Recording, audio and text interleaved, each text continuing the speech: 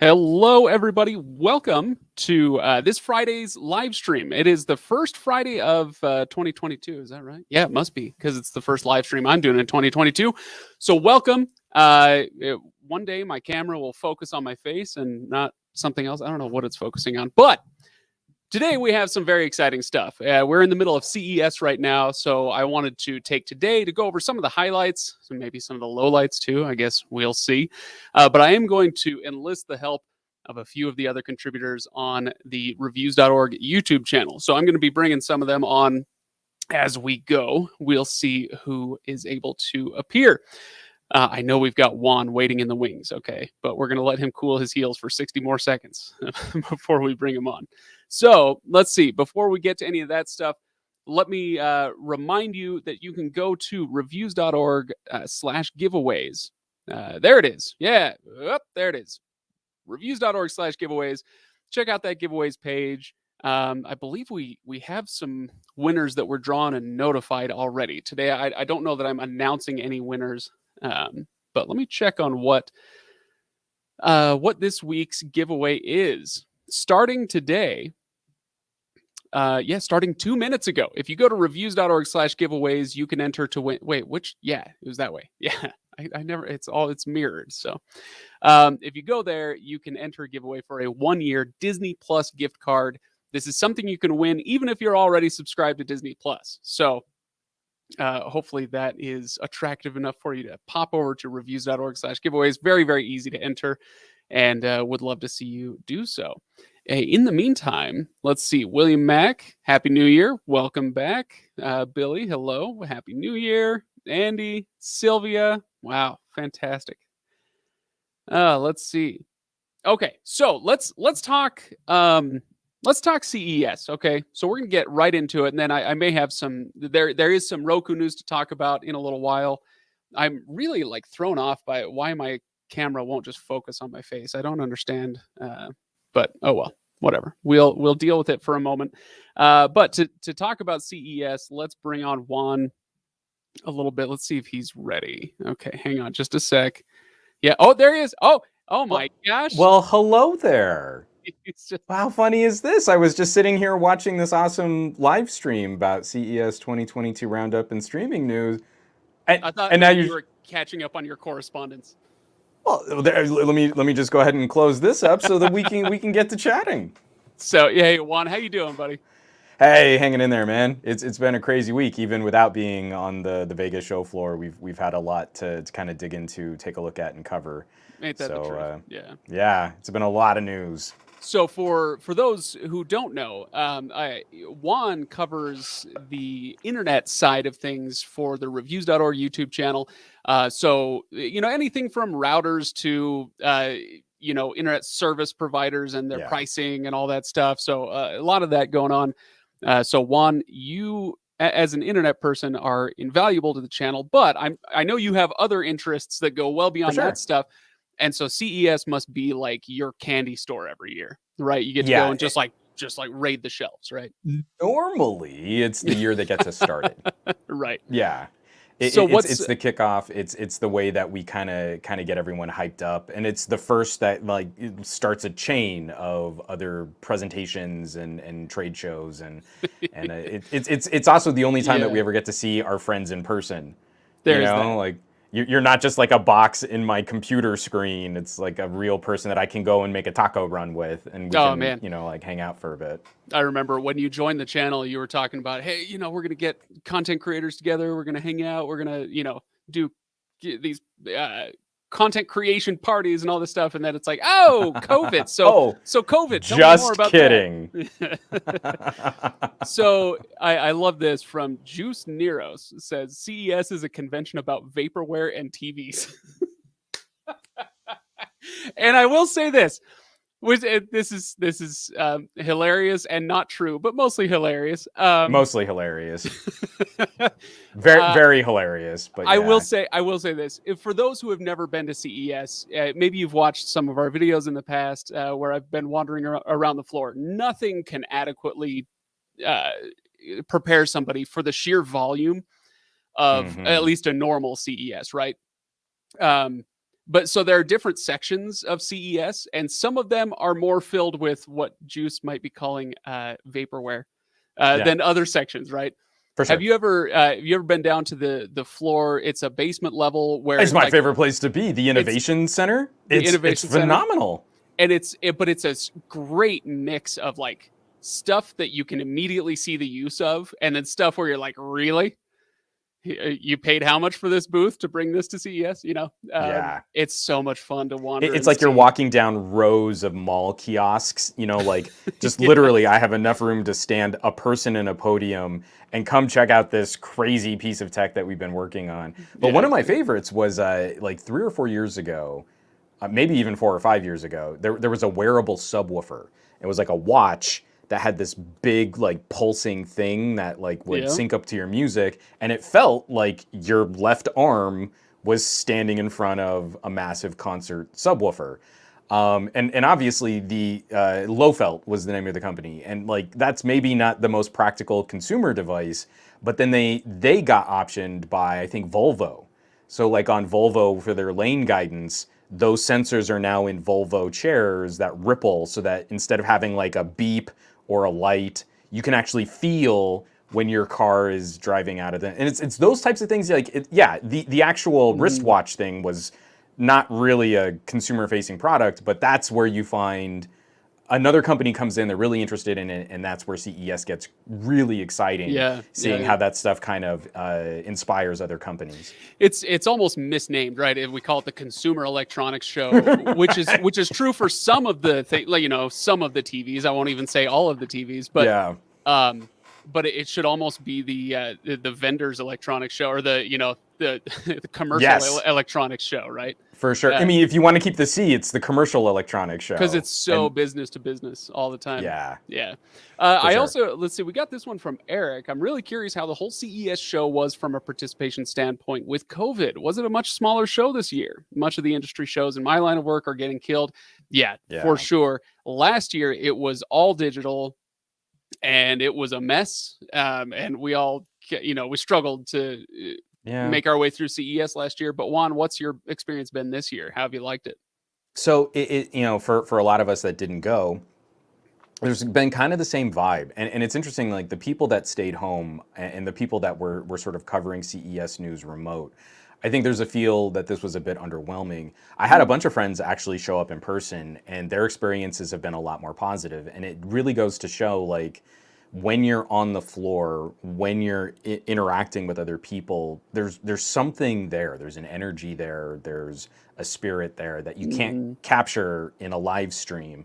And so, I mean, like before we jumped in here, I was on a podcast with another friend of mine who's still out in Vegas, and his take on the show is so much more vibrant. It's so much more excited.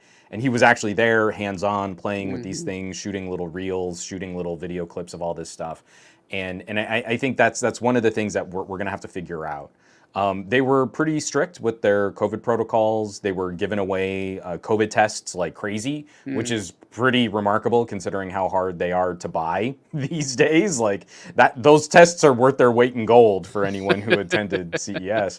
But his take on it was a lot more positive than a lot of the other remote coverage that I think we've seen. Yeah, well, that's good to know.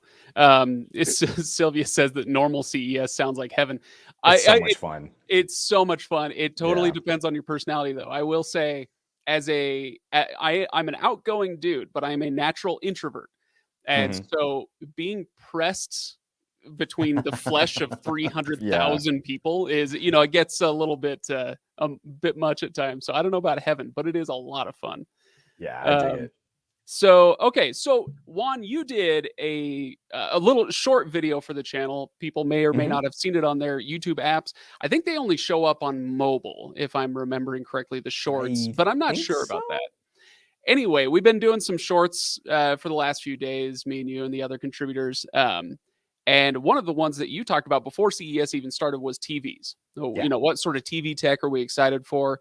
And here so there's a question here from William Mack, a longtime viewer. Glad to have you back, William Mack. I rhyme very simply and easily. Hey. What's your take on seeing the new Samsung TV? Not that I ever buy one. They're not giving a price out, but it must be thousands. Do you know what William Mack is talking about with the new Samsung TV? Well, I don't, because there are a couple different models that Samsung was showing off, and it seems like Samsung is really thirsty to follow in Apple's footsteps on more generating more revenue through services. So he might be talking about the NFT TV, or he might be talking about the new Quantum Dot. I'm guessing that's I'm what thinking we're looking he's at. probably talking about the hardware. So they might not end up being first. Actually, I think there was another gaming manufacturer that's coming out with an OLED quantum dot monitor. But this is going to be one of the new buzz terms in televisions, is just not only OLED quality for inky blacks and contrast and color reproduction, but then also this new quantum dot tech backing it up. I believe Sony is going to have a take on this same technology. I think TCL was holding off on theirs. I don't know if they've got anything quantum dot coming out this year. But it should be an interesting take. You know, a lot of folks are looking at upgrading their TVs, and a lot of these new techie buzzwords are going to be exciting for folks that are really looking at like a home theater kind of setup. Samsung has obviously always been a leader in display technology. We'll have to see who follows up, like LG displays, TCL displays, and then the other major competitors. Yeah, it's kind of like we were hinting at earlier. This is how CES goes, where it's like somebody will show off something like quantum dot technology, and you're like, "Oh, that's awesome!" in like 5 years. But and look maybe at not that long, but yeah, but seriously, I mean, like that used to be CES. I think for TVs, this is why I actually still do get excited about TV tech outside of the years past where we were trying to front 3D. 3D was a flop, and then I think from there we've been trying to find those easy to digest consumer big numbers. Yeah. So, you know, like 1080p, that was a big number. 4K, that was a big number. HDR10, that's a big number. And I think what's going to be exciting for a lot of consumers, literally size is going to be a big number. And I don't think a lot of folks are that amped for 8K. So instead, if the prices are falling on better display technologies, better HDR, and larger screens with faster refresh rates, that to me is a much bigger perk in the living room than more resolution that we can't really use. Right. So if TCL can come out with a good-looking 98-inch screen, which is tough, people don't understand how difficult. Yeah. Like once you get to a certain size, it's like, now you're just going to have to use a projector, right? And so they've figured out how to make a good display on a 98-inch screen. Yours for the low price of $8,000. So 98 inches. But think about like that is a gimmick. That's 65 inches, and that's a massive TV. Imagine 30 more inches off the side of that. That's amazing. But I mean, think about how crazy that is. Were you saying? I like the walls. I thought was like a $10,000 set. It's $9,000 or $8,000 or something. So that's different. The wall is different. This is an actual consumer-facing 98-inch TV for $8,000. Yeah. $8,000. Okay. Yeah. So that sounds like a lot. But if we remember back to the early days of like plasma and HD TVs, a $10,000 TV was a consumer-facing product. Yeah. And what gimmick are you really excited about? Because like an LG rollable TV can be an extra zero at the end of that price tag. And I think a lot more people would be more excited about a TV that just takes the place of an entire projector screen versus a TV that tucks itself away by rolling up and having all these motors and stuff. Again, it's like, what gimmick are you going to get excited about? And $8,000 for an entire home cinema wall-mounted display does not sound that extreme to me. Not completely insane. I guess it depends. Okay, you know what I'm going to do, Juan? You know, they say you should never do math live. Oh, but let's check it out. I mean, are you going to do the math on like a real good 4K projector that can fill? Here's what I'm going to do. Let's see. I'll show you. We're doing it live. I'm so excited. Okay, I'm going to sit up. I'm going to meerkat. You do the thing. So you've got my calculator here on screen. Sure. Let's see. I don't know if I can blow it up any more than that. Yeah, here we go. Okay. So Juan, what's the average movie ticket where you live in California? I don't even know. It's been so long since I've been to a movie, but I'd probably say about 15. Yeah. Okay, so let's say two people go to the movies. $30. Okay, so well, let's back it Mm-hmm. up here. Let's say $8,000 divided by 30 for movie tickets. You'd have to go to the movies 267 times to equal that the price tag. Now, that's it. Obviously, that's not the only consideration, right? But okay, Sure. so that's our starting point. Well, you have to go to the movies 266 times to equal your $8,000 TV. But of course, you want to add some good sound to that. So if it's a TCL TV, let's say you get the Roku speakers, the Roku Yeah. subwoofer. That's the setup I've gotten. I'm actually really pleased with it. If I'm being honest, it's good sound. Mm-hmm. I'm not. It's obviously Yeah. it's not like Bose or something. Sound bars have gotten surprisingly good. They're very good at more modest prices. But sure. let's say you spend another $500 on that. Let's see what else. What else is in your home theater setup, Juan? We've got the picture. We've got the sound. I mean, subscriptions. At this point, well, you'd have to add those costs Right. in. Whether or not we're going to say that's the cost of the same as like going to movies and things. So Right. yearly you're paying for Netflix and HBO Max and things like that. But I'm looking up a Sony 4K home theater projector is $5,500, where you'd need a screen, and then with the screen you wouldn't be able to view that in bright daylight conditions because it's a projector right, screen. It's a projector, yeah. So you'd need a room. So you do the math on a home cinema, engineering project where you'd have to get contractors out to build that out, and a TV starts making a bit more sense. Exactly. Yeah. A projector. So because again, that TCL, that wall is actually going to be decently good for gaming. So when was the last time you could roll up to your theater, your local movie theater, and play some Xbox or plug in your PlayStation and sit in front of your game and be immersed in it like you were on an episode of The Mandalorian? Like that to me is what's exciting about this, is not just I want to watch a movie a couple times. I mean, I have a little TV in my office. I constantly have like movies and TV shows streaming.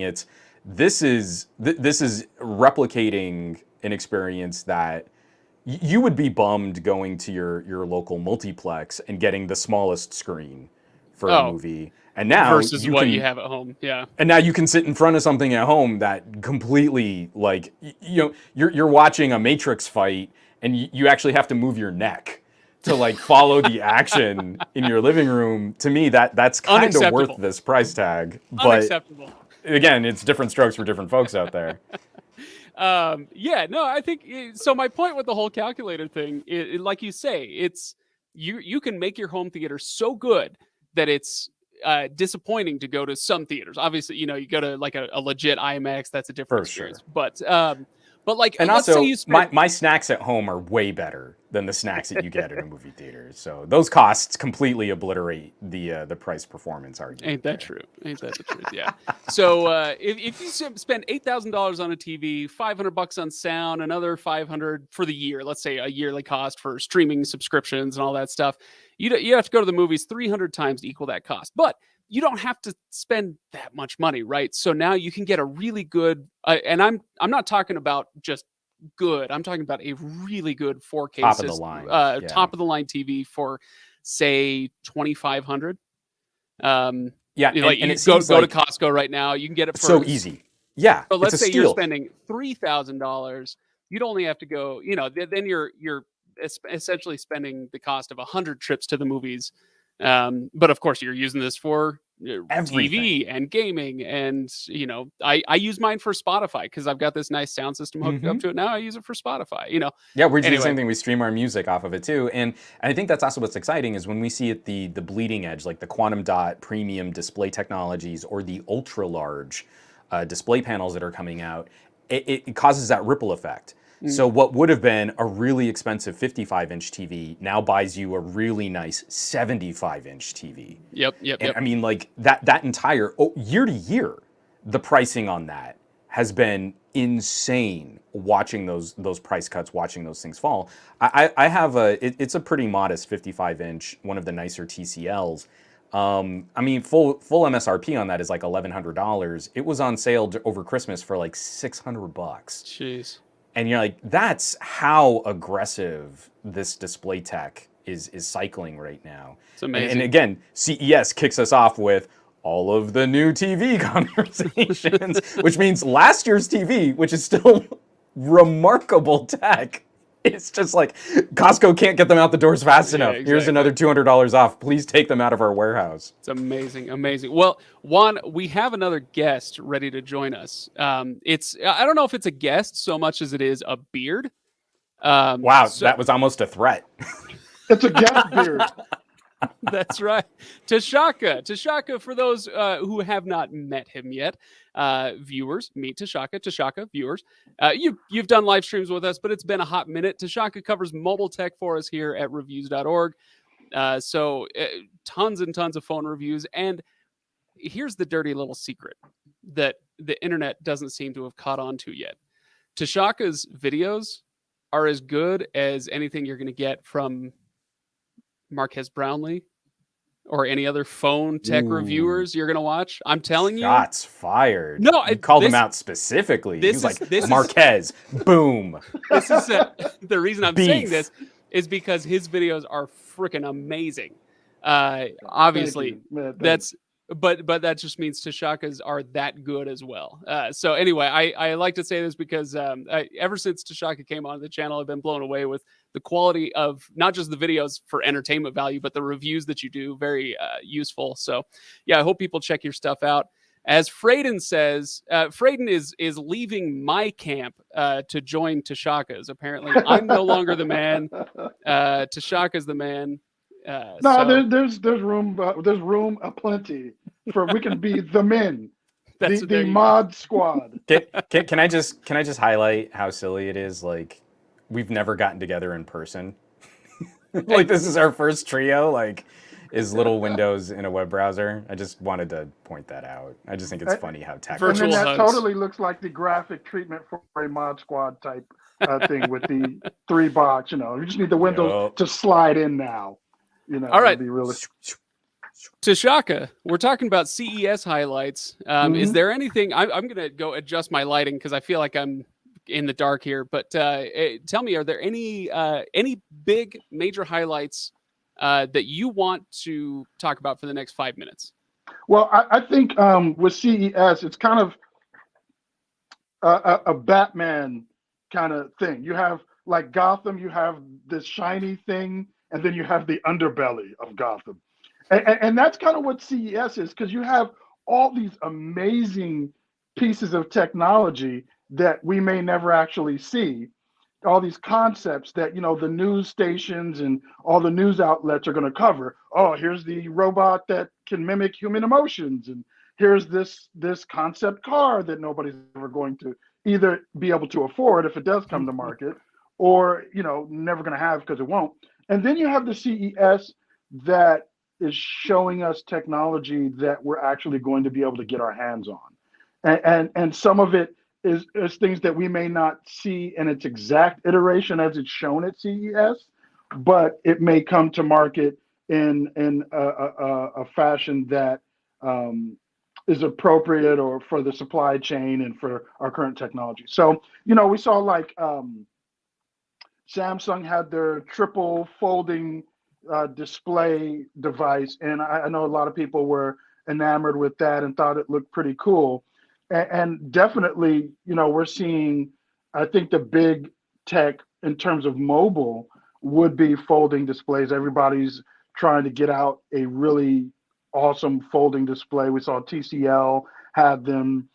We saw, again, Samsung had them. And outside of CES, as I said in a video somewhere, that sometimes the biggest announcements at CES are actually happening outside of CES. And so, we have Oneplus that announced the Oneplus 10 Pro, which is exciting for me because when they launched the Oneplus 9 Pro, Hasselblad got on board, but they got on board kind of already into the process of developing that device. So in this year's OnePlus 10 Pro, we actually get Hasselblad having been along for the entire ride of developing the phone. So we're really going to get to see what that synergy, that paradigm, what it looks like. And so that to me is going to be exciting, particularly because I think, 3.5 millimeter jacks notwithstanding, the notion of pro devices, of pro phones, is really cool for those of us who actually want more control over how we're using the cameras and how we're using some of the creative technologies, and some of the things that are going to be baked into the OnePlus 10 Pro. They're going to have a better pro movie mode. They're going to have, just basically more control over the camera and what you can do with the camera. So looking forward to that. Definitely looking forward to a lot of the mobile technologies. You guys were talking about TVs. It's funny because a buddy of mine stopped me at work the other day and talked about getting the Oculus Quest 2. And he said, his joke was, I told the missus I was getting it for our kid, and I bought myself one as well. And he was talking about, he wasn't talking about gaming. He's my age. And even though I do like gaming, he wasn't talking about gaming. He was talking about his Netflix experience and how he doesn't need a big screen because when he's wearing Oculus, he has a theater-sized screen essentially in front of his face now. And so I use that to segue into talking about how we're trying to create these mobile AR, VR, metaverse experiences. And, TCL also, and Juan, you may know the name because I cannot remember the name of the Air something. They have new goggles, AR, VR. Their goggles. They've got Nextwear, which is kind of like Nextwear is like having a floating display out in front of you, but they also had a concept out for an AR heads-up display. And that one also, it looks a little like if you ever saw Focals by North, which were a sweetheart company for me that they fell apart. As cool as smartwatches are, I'd rather have that information up at eye level. But yeah, I got to wear the Nextwear G, which were phenomenal. They were really good. Again, it's sort of like mimicking a giant 80-inch TV right in front of your face. And I think that's pretty cool that we're seeing that, come to mobile, that we're seeing these experiences go more mobile. So, we started off years ago with Samsung's headset with their goggles that allowed you to, that was their partnership with, at that time, I believe, Oculus. And Sony was early with their old cinema displays. I don't know if you remember those, but the Sony cinema display years before we were really into VR blew my mind. And I'm talking like CES 15 years ago. But that was the kind of stuff that I always thought would take off, is when you can have that high quality portable. Maybe you don't have room to put up a giant TV, or you're trying to work more discreet, like you want privacy and you need to not make sure no one can see your laptop screen. It's that kind of stuff that I think the thing that keeps that, I think the thing that keeps that and kept that from going as mainstream as it should is, for many, I think for I'm gonna take a risk here and say, I think for the majority of people, cinema is a communal experience. So when you're wearing glasses, that's a singular experience. And again, for the price, because the price hasn't come down to where most people go, okay, I'll throw a few dollars out and try it. And so until we get to a place where it's cheap enough, where it's inexpensive enough that you and your girlfriend, boyfriend can walk into a Best Buy and go, you know what? We can't, like you said, we don't have the space for an 80-inch TV, but we can spend $75. We can spend $125 each on a pair of these goggles, of these glasses, and go home and watch HBO Max or Netflix and have that 80-inch experience communally, but each wearing a separate pair of glasses. I think it's going to take things like that to take off. One of the things that I've been kind of playing with is my wife. I got her interested in Apple Fitness Plus. And they have, Pilates. They have a lot of very cool exercises. But the big drawback is we can both throw on our Apple Watches and get on there and have fun. We can't do that together. So we can't take a group class on Apple Fitness Plus yet. And so these shared experiences, I think, are for some of this technology, or kind of what's holding it back. And we see manufacturers pushing the envelope with that, where now you have Samsung who's incorporating these live viewing experiences where you can have a viewing party all watching the same movie on screen. And, you know, Apple announced that, you know, last year. And so everybody's in Facebook Watch and Netflix part, like all these technologies trying to get people who are physically apart to be at least digitally together and have a shared communal experience of watching a movie. It's so funny watching these companies try to figure that out, where it's like, I already had Discord. I've been doing this for a while now. Like, my family holds Tetris tournaments because we can't visit in person anymore. But I did want to react to Paul's question here, which is how is AR, VR goggle technology going to deal with folks like me who have prescription eyeglasses? So I had Nextwear G, which is, it's not VR. It doesn't head track. It's like everywhere you go, you just have this giant, massive display right in front of you. My mom needs reading glasses. She does lots of cross stitch and quilting and fine detail. So whenever she needs to look up close, she needs heavy magnification. She does not need to do anything to use Nextwear G because the entire apparatus is designed to have you focus out far. You do not feel like you've got something right in front of your eyeballs. You feel like you're looking at something almost like half a movie theater distance away, and it's just really big. Now, that being said, the TCLs, the Nextwear G, had inserts so that you could change magnification. You could deal if there were some other ocular issue that you had with your eyesight. That's already a part of the design. You just have to have these little inserts, different nose bridges, and then you can kind of customize the headset. And that's first gen. So the second gen that they just announced at CES looks even lighter, looks even slimmer, and it looks like it's even easier to use with various products. So yeah, does that go for if you're wearing physical glasses, or is this a thing where you're going to take your glasses off and then the VR experience will adjust to what your eyesight can or can't do? It depends. It's going to depend on the manufacturer and how they implement it. For something like Nextwear, my mom has no issues seeing medium to far. She had to do nothing. She didn't need to wear her reading glasses. She didn't need to have any other ocular adjustment for that. For someone who has other types of issues, then you're probably going to have some kind of adjustment in there. But again, that's already a part of this design with these little kind of like visor clip-ins for some types of, for eyesight conditions. Beyond that, you'd probably need to look at something more extreme. But it really does come down to how the manufacturer is going to handle that for augmented reality and VR. I can say from my own experiences, something like Focals by North was exciting because it was like this little projector display system, but they gave you an eye test to see how your vision worked. And then they would calibrate the lens in the glasses so that you would see something as if it were, I think their estimates were something that was like 5 feet out in front of you. And then they became your glasses. So the prescription glasses were built into this whole system. That's the kind of biology tech that we're going to be seeing a lot more of over the next couple of years. It's really cool stuff. And with the direct brain interface that Paul has. Sign me up.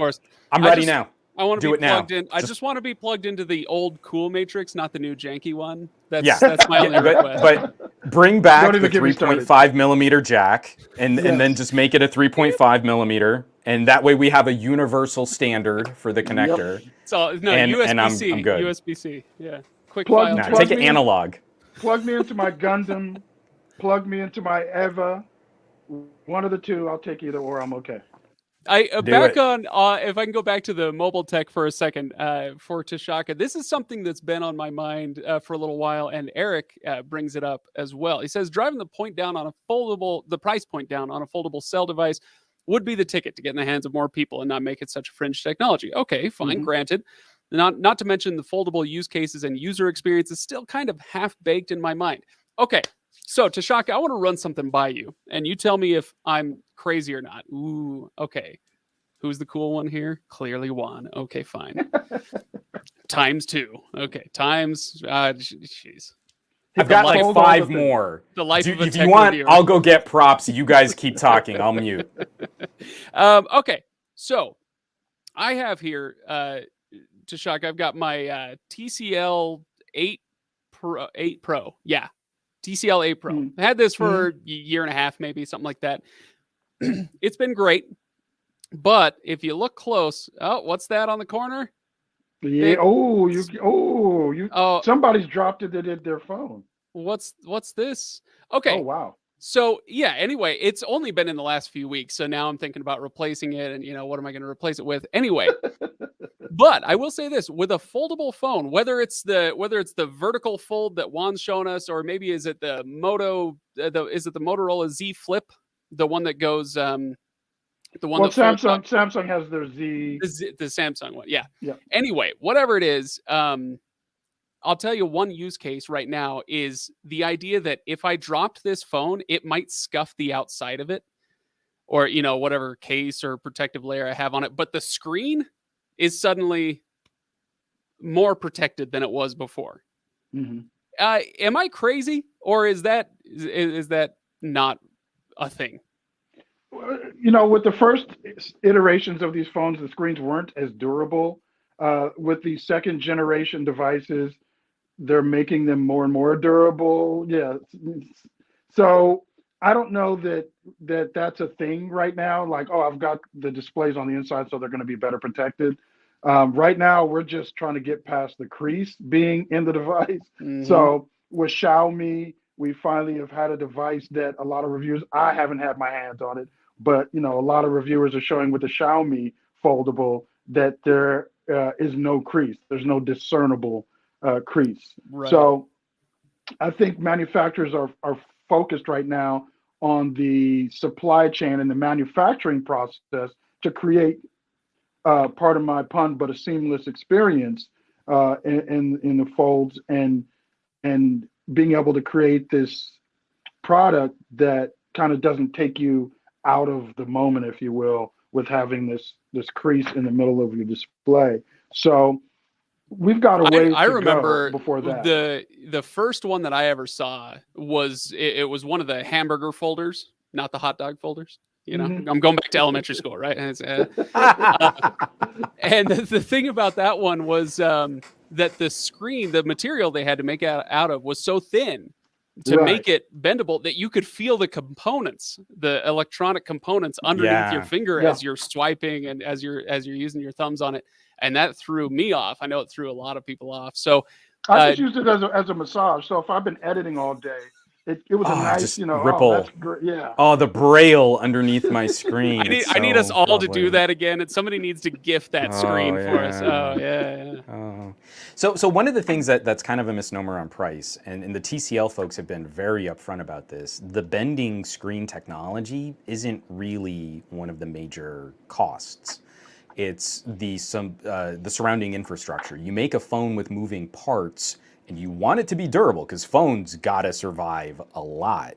It's the infrastructure around that folding screen that actually makes a big difference, which is why I still think you'll see some solutions for dual display, having two separate screens instead of one bendy screen.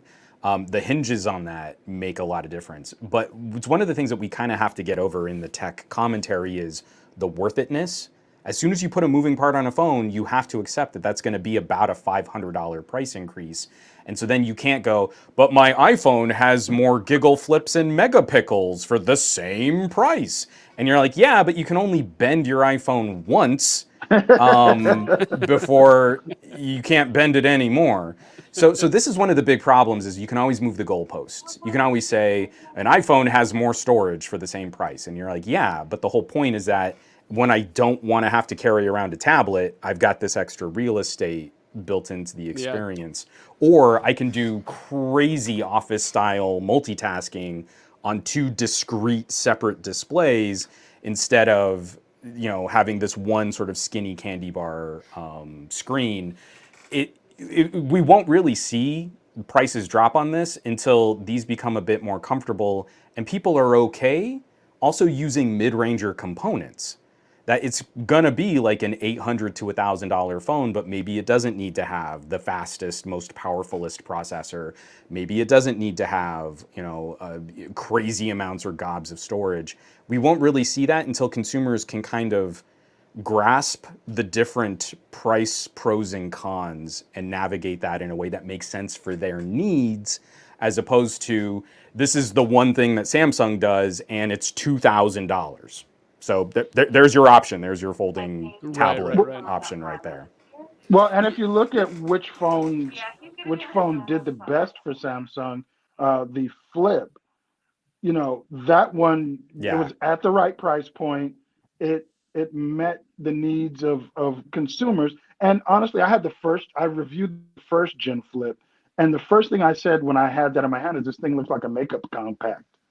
And they knew what they were doing because they put it out in colors that honestly as look a like statement phone. Yeah, you're paying more exactly like to make a Rihanna's statement. As a matter of fact, and I did that. I tweeted out an image where I photoshopped a picture of one of Rihanna's Fenty makeup compacts next to the Samsung compact because they were the same exact colors. And so, you know, when you give consumers something pretty like that, that's also actually functional and durable enough that they don't feel like if I drop this once, you know, it's toast and I'm going to be sending it back and I'm going to have to go through that headache. So I think when we look at price drops, I think we're already there in terms of the Samsung Flip, and now it really is just a matter of going with the larger fold, because I think the Flip also kind of plays on a little bit of nostalgia because we've all had you know, just like the Moto Razr flip phones. Yeah.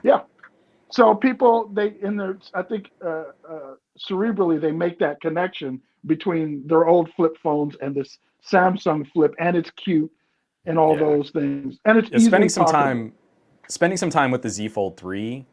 There's some really interesting things here, and it's a powerful device. But when you really add up, you know, all of the various things that regular phones can do, I'm a big fan of using docks like DeX.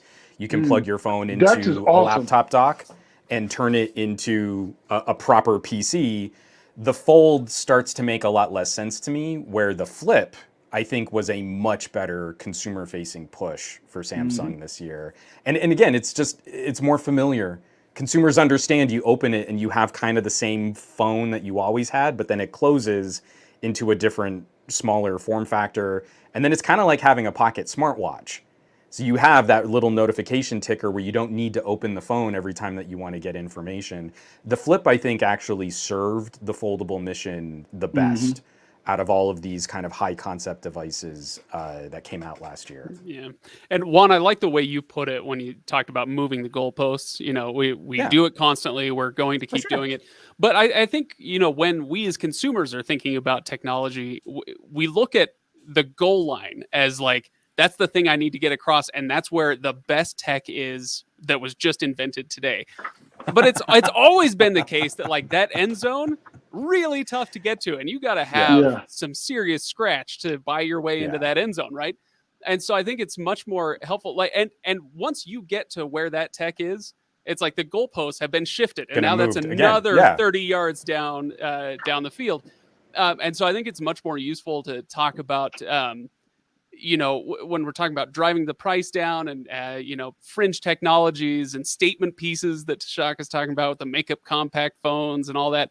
I think it's more useful as a consumer just to realize how awesome we have it. You know, even us average Joes, it's more useful to say, not like, what does the rich guy get today? But what would I have had in my economic situation? What would I have had 20 years ago?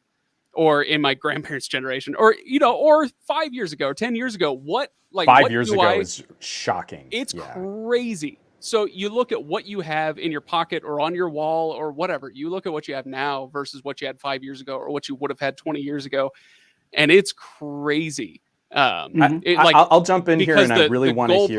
The goalposts are shifting, but you're moving up with them, right? Like I just want to throw this out here, and I'd love to hear Shaka's thoughts on this too, because I feel like we'd be simpatico. I almost always dislocate my eyeballs from rolling them so aggressively whenever I hear reviewers holding up ridiculously expensive components and then talking about the average consumers. That doesn't exist. There's no one who's out there shopping $2,000 devices and is only using them to the bare minimum. And to me, what you can do at around the $400 price tier right now is absolutely incredible in terms of pocket computing. We're talking shooting 4K video, editing and rendering 4K video from your pocket computers, advanced photography, high-end multimedia, great audio, great picture, great sound. Everything is there with high degrees of productivity. You have to have very specific reasons to start shopping above 400, unless all you wanted was to feel good that you spent a lot of money. Well, heck, AT&T just announced their $225 5G Fury Fusion phone, and it looks like it's a rebranded TCL phone. To be honest, yep, it does. Those are good. It totally is. Those are good phones. They're great phones. Yeah. So for $225 in the U.S., because when we start talking India, I love India, by the way. All my Indian pals out there, what's up? I love India because when phone manufacturers try to put out pricey phones in India, they go nuts. Nope, don't bring that phone here. We're not paying for it. We're not going to do it. And you should see the tweets from people in India when manufacturers are like, yeah, we're going to put this phone out in India and we're going to charge $1,200. They're like, well, you're not going to sell any then. You need to make different prices. So, but here in the Western, side of things, we tend to, and there's a whole lot of factors that go into it. It isn't simple, but for us, $225 for a 5G phone, like that Fusion, is a really good buy. And OnePlus read the market, and they've dropped in their OnePlus Nords, their various iterations of that. And it's funny Juan brings that up, because I was going to say today, I was thinking I actually want to do a little ranty piece on the fact that this morning I'm driving into work. My son is editing for me. Both my sons are. When I create videos, they are editing now, and it's given me some of my time and life back. And it's beautiful. But my son texted me because he had just exported and uploaded one of the pieces I had to deliver. And so he texts me while I'm driving into work in the morning to the day job. And I was able to hear the readout of his text. And without taking my eyes off the road, without doing anything that would distract me from driving, I was able to say, hey, invoke your assistant's action word. Send Ty Armstrong a message. Yeah, I didn't want to piss everybody off by saying it. All their devices go off. I just call them echoes. Yeah. And I was able to say, in the middle of driving, hey, so-and-so, send Ty a text message. Ty Armstrong, mobile? Yes. Ty Armstrong, mobile. What's the message? I was able to dictate a message. It took my message, read my message back to me, and then said, is this the message you want to send? Are you ready to send? And I said, yes, message sent. Like, we take that for granted, but if you actually talk to engineers, to software engineers about what it takes to do that, it's mind blowing. Yeah, absolutely. Well, guys, we have one more aspect of CES to go over, and one more person to help us do it. You'll see, I split us into this type of screen layout because Steve is here. Whoa! Hey! I know what Steve does. Yeah, you do. So this is, for those, I'll intro Steve, I guess, and I guess, whatever, and say Steve is our smart home and home security expert here on Reviews.org, and does also some really, really fantastic dives into that tech that you have around your house, that smart home stuff. But this is, you guys, this is not the first time that the four of us have spoken, because, we do Zoom calls and all that stuff. But this is the first, I think, official thing that the four of us have done together. Is that right? Yeah. That's amazing. So, yeah, for sure. Steve, glad you can make it for a few minutes as we'll do another 10 minutes or so on this live stream. But we got to ask you, Steve. Yes. First of all, I want to hear how CES has been for you. You just overall, if it's as awesome as it was last year or better. And I also want to hear, some highlights that you want to bring up from stuff that you've seen, stuff that people might actually get excited about in 2022 in terms of smart home tech. CES this year was a bit different. It was nice to have, some vendors on site, and I was planning to attend this year, but kind of backed out last minute. I heard a lot of the big companies were backing out. Amazon's not there, Google's not there. A lot of the ones that I really wanted to see in person. So decided to do it virtually, like all of us. And the experience was probably the same as last year. It was confusing. It was hard to find things. I was getting probably anywhere from 75 to 100 emails a day because I accidentally signed up for the contact me list. So I thought, well, oops. In years past, I've never done that. Yeah. And I'm like, you know what? I want to, have some of the big companies email me. And I didn't realize everyone was going to email me. Pro I tip, just got create a separate inbox, a whole separate email. Goodness. I just got that. in my standalone inbox. I got the best scents, SCENTS of CES. So if you needed the perfumes of CES, I've got the press release for you. Yes, exactly. So I've been overwhelmed by all of the emails, and it's hard to weed out, some of the good stuff. But this reminds me, Steve, of my first. People don't realize. We were talking Juan earlier. We were talking about how it's called the Consumer Electronics Show, but it's all business to business. When you get there, that's it's the commercial electronics show, and people don't understand how crazy things get if you have a media badge sometimes. So my first year, I made the mistake of wandering into that innovation hall with like my media badge, and I had 2 cameramen with me and a producer, and we're wandering around, and it was like moss to a flame.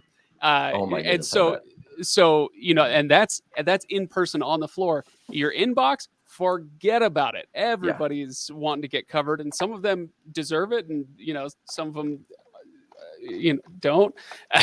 Yeah, but it's so much. It's so overwhelming. Yeah, and that's something that I want to not miss any of those hidden gems, because there are companies that's like, oh, I haven't heard of them, but is it an awesome product so that it takes up a lot of time doing that. But I mean, I definitely found some cool stuff. Some companies bringing out some interesting things. One of them was from TP-Link. They're coming out with a new router that actually has mechanically rotating antennas that will automatically rotate to get the best signal. So awesome. I don't know how practical that is and how often those things are going to be moving, but just to look at something like that has antennas that are constantly moving around, visually looked really cool. Yeah. So that was one thing that I liked. We've got some new robot vacuums coming out. One of the things that I've noticed with robot vacuums is that even though the new ones now will vacuum and mop and have self-emptying bins, if you really want to use that mop feature, there's still a lot of hands-on, because I have to wash that mop head. I have to fill up the water. There's a lot that I still have to do with that type of stuff. And there are some new vacuums coming out this year, one from Roborock that is completely hands-off. So it has 3 bins on it now, one for clean water, one for dirty water, and one for the self-emptying dustbin. And it also has, I think, like a scrubber underneath that will clean that pad for you too, so it's not bringing dirt out. So I mean, that was kind of cool to know that like I can kind of set it and forget it. I don't have to then touch it again and just set my schedule. But the price is probably double from what the previous model was. So we're looking at $1,400 for that. So I don't know if it's worth double the price for me not having to now wipe off the mop pad. Right. It's one of those things. You pay for convenience. Yeah, it's like, I really like that. That's cool, but I don't want to have to pay much more for a feature like that. So I mean, those are some of the things. I know Arlo just announced again a new home security system. So they announced this, I think it was 2 years ago. They announced they're coming out with a home security system. It never happened. So it's one of those CES things where it disappears into a black hole and nothing ever happens with it. They've re-announced again a new home security system, and they have sensors now. So they've got an 8-in-1 sensor. So the thought behind it is that, you buy just 10 sensors that all do the same thing, and you put them wherever you want to. It can detect water leaks, doors opening and closing, doors tilting open.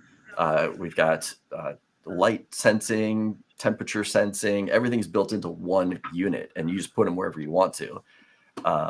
So, I mean, it sounds cool, but they have not come out with a price for it yet. So the concern is, well, that's cool. I like that I only need to buy one sensor and I can move it to do whatever I want. But how much is that going to cost?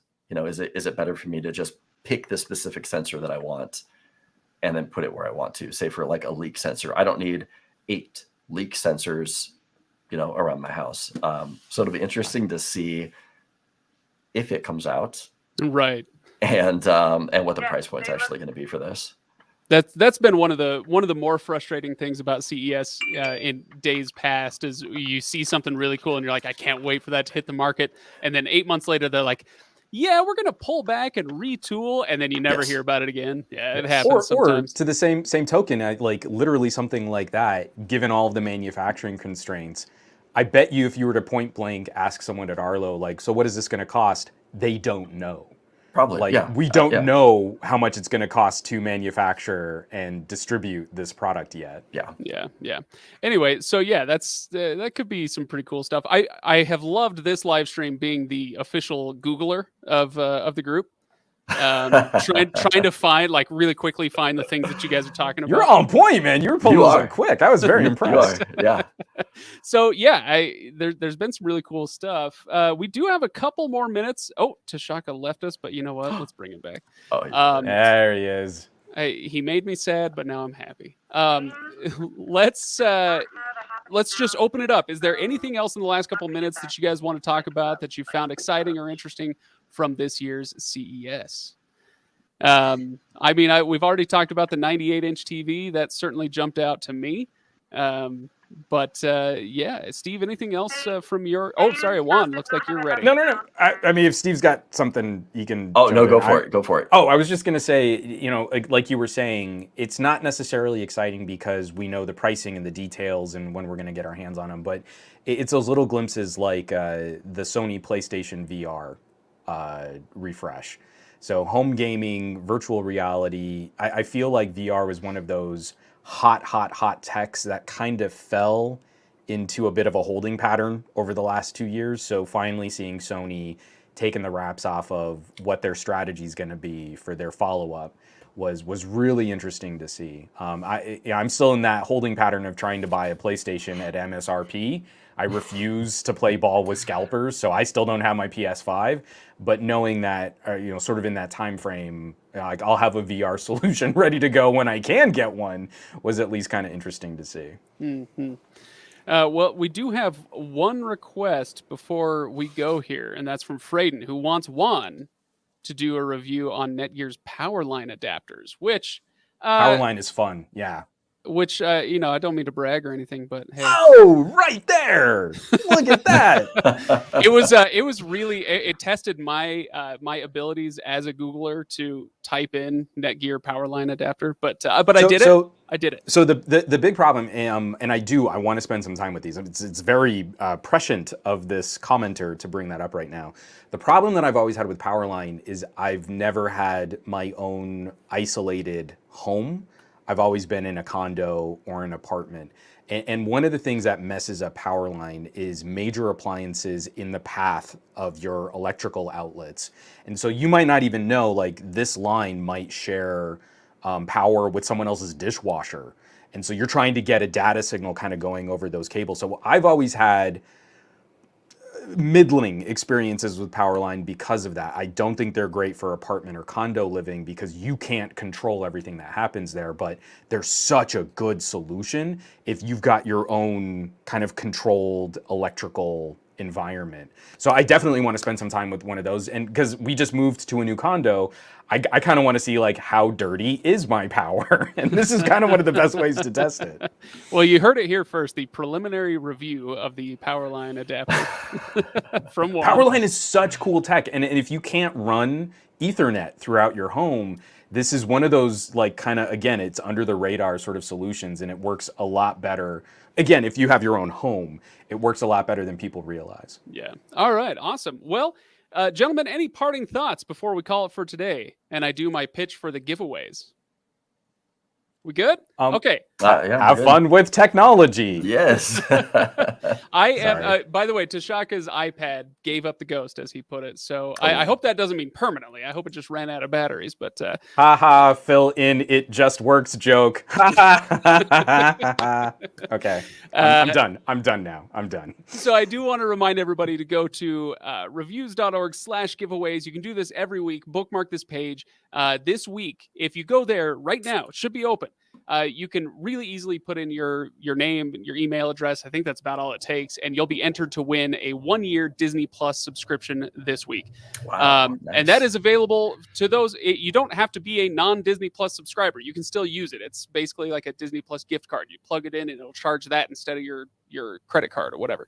I love doing these giveaways every week. I hope everybody will be sure to pop in and check that out. And I will announce that winner next Friday at the same time. I will be here. Who knows who will be here? We never know anymore. But next week on the 14th. Oh, I do know that I'm going to be talking with our dream job winner from last month, cool. who did the 25 holiday movies in 25 days. We're going to see how that experience went. And how obviously Die Hard is the best Christmas movie of all time. It's I was about to say it's the only, but then it's like, now you got Christmas Vacation and A Christmas Story, so we'll fit Home Alone. It's like little kid Die Hard.